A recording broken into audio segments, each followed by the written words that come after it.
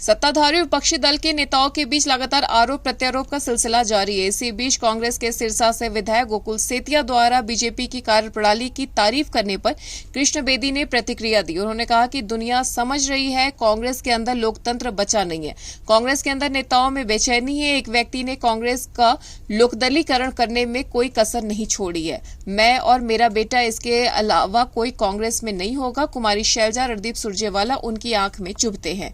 इसके अलावा अशोक तंवर, किरण चौधरी, राव इंद्रजीत सिंह, डॉक्टर अरविंद शर्मा, नवीन जिंदल, कुलदीप बिश्नोई जब कांग्रेस में थे तब भी यह उनके आंख में चुभते थे। जब एक व्यक्ति इतना स्वार्थवादी हो जाए कि उसको सभी लोग अपने स्वार्थ के आगे रोड़े लगने लग जाएं, तो उस दल का कभी भला नहीं हुआ करता। 100 साल पुरानी पार्टी का एक परिवार की वजह से लोकदलीकरण हो गया है और आज कोई प्रजातांत्रिक प्रणाली कांग्रेस में बची नहीं है।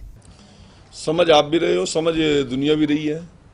कांग्रेस के अंदर आज लोकतंत्र बचा नहीं है और कांग्रेस के अंदर जिस प्रकार से विधायकों में, कार्यकर्ताओं में बेचैनी है और एक व्यक्ति ने कांग्रेस का लोकदलीकरण करने में कोई कसर नहीं छोड़ी है। केवल मैं और मेरा बेटा, मैं और मेरा परिवार, इसके अलावा कोई कांग्रेस में नहीं होगा। चाहे शैलजा जी हो, उनकी आंख में रड़कती है। रणदीप सुरजेवाला, वो भी उनकी आंख में रड़केगा। अशोक तंवर था, वो भी उनकी आंख में रड़कता था। किरण चौधरी जी थी, वो भी उनकी आंख में रड़कती थी। यदि राव इंद्रजीत सिंह थे, वो भी उनकी आंख में रड़कते थे।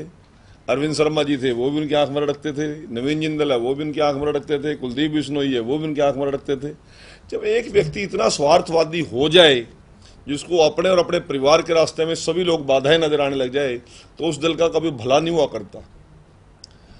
इस चीज़ों से इस 100 साल पुरानी पार्टी का आज किस प्रकार से परिवारवाद के कारण एक लोकदलीकरण हो गया और आज कोई वहाँ पर प्रजातांत्रिक प्रणाली बची नहीं है।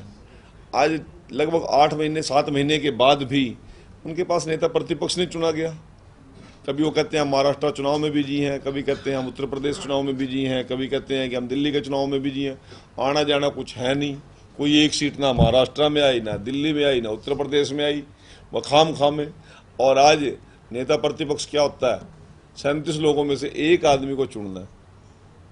परंतु जिद इतनी है कि हुड्डा जी बनेंगे तो बनेंगे, बाकी किसी को बनाएंगे नहीं। कांग्रेस नेतृत्व में इतना दम नहीं है कि इस बात को बाईपास कर सके।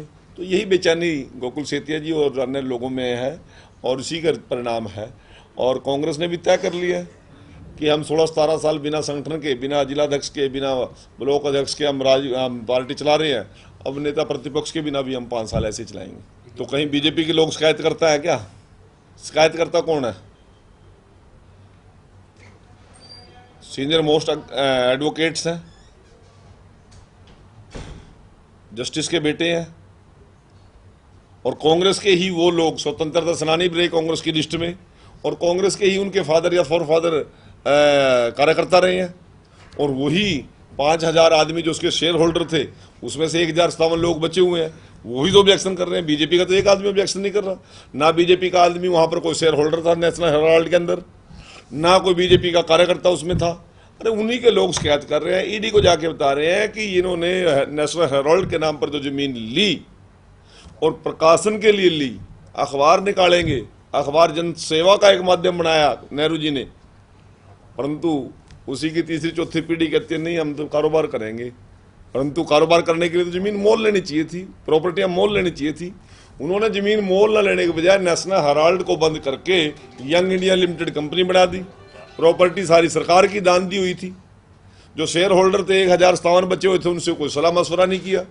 और उसमें भी कमाल क्या कर दिया कि 76% तो शेयर दोनों माँ बेटे के हो गए और 24% में खड़गे जी और सारे सुमन दुबे जी एंड सो हो गए।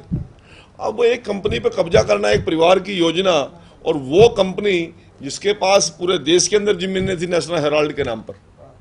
अब इतनी बड़ी संपत्ति को हजम करना एक परिवार चाहता था, तो किसी ना किसी को दुख तकलीफ तो होगा ही, किसी न किसी को तो होगा। और जब उनके लोगों ने ही शिकायत की, ईडी ने जांच की और इन लोगों को 50-50 घंटे वहां पर पूछताछ की, और जो देनदारियां थी, कमाल तो ये हो गया कि सोनिया गांधी ने, राहुल गांधी जी ने जो देनदारियां थी कंपनी की, वो कांग्रेस पार्टी के खाते में डाल दी। कांग्रेस पार्टी के बजट से वो पैसा जाएगा। और वो जब 50 लाख दे के आगे उन्होंने इतिश्री कर दी कांग्रेस के लोगों ने, तब जाके ईडी का मामला बना है। सभी को पता है, दूध का दूध और पानी का पानी, और हमारे से ज़्यादा तो कांग्रेसियों को पता है, परंतु आरोप लगाएंगे मोदी जी पर। News desk anyone live.